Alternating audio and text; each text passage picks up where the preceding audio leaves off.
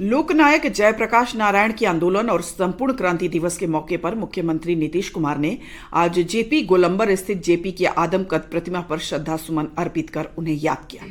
इस अवसर पर संवाददाताओं से बातचीत करते हुए मुख्यमंत्री ने कहा कि हम सब जेपी के नेतृत्व में आंदोलन से जुड़े रहे हैं। श्री कुमार ने युवाओं से लोकनायक जयप्रकाश नारायण के आदर्शों को अपने जीवन में अपनाने का आग्रह किया।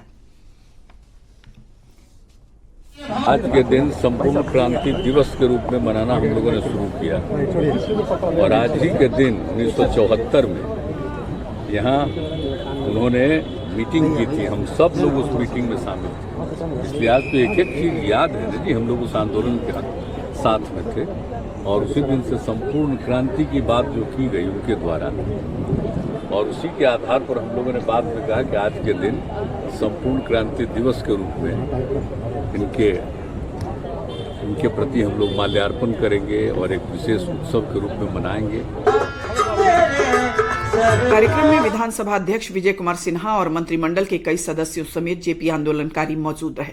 इस मौके पर सूचना एवं जनसंपर्क विभाग की ओर से सांस्कृतिक कार्यक्रम का आयोजन किया गया।